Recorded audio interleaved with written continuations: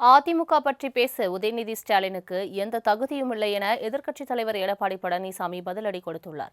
ஈரோடு மாவட்டம் மொடகுறிச்சியில் பிரச்சாரம் மேற்கொண்ட எடப்பாடி பழனிசாமி மக்கள் மத்தியில் பேசினார். அப்போது 10% தேர்தல் வாக்குறுதியை கூட திமுக நிறைவேற்றவில்லை என குற்றம் சாட்டினார்.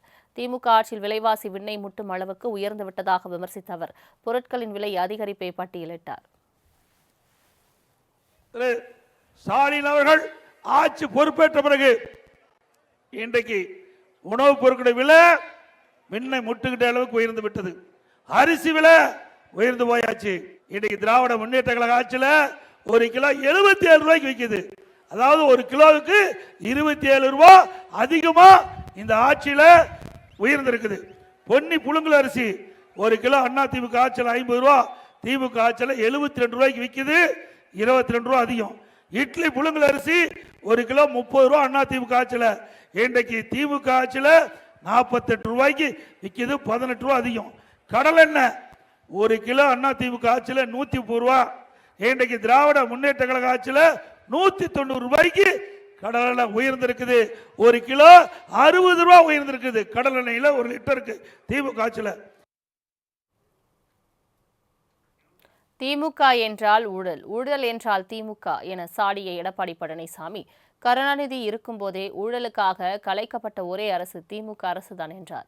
கருணாநிதி குடும்பம் என்ன அரச குடும்பமா, பதவி அவர்களுக்கு பட்டா போட்டு வைக்கப்பட்டிருக்கிறதா என அடுக்கடுக்கான கேள்விகளை எழுப்பிய எடப்பாடி பழனிசாமி அதிமுகவில் தான் சாதாரண தொண்டன் கூட முதலமைச்சர் ஆகலாம் என்றார். ஊழல் என்றால் திமுக, திமுக என்றால் ஊழல், ஊழல் ஊற்றுகள் திமுக.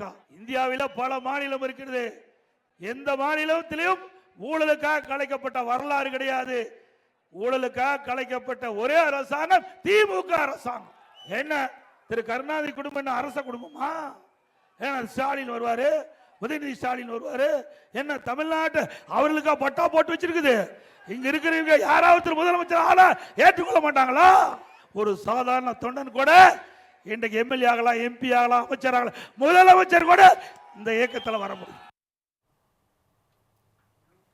தொடர்ந்து ஈரோடு கிழக்கு தொகுதியில் பேசிய எடப்பாடி பழனிசாமி அதிமுக பற்றி பேச உதயநிதி ஸ்டாலினுக்கு எந்த தகுதியும் இல்லை என பதிலடி கொடுத்தார்.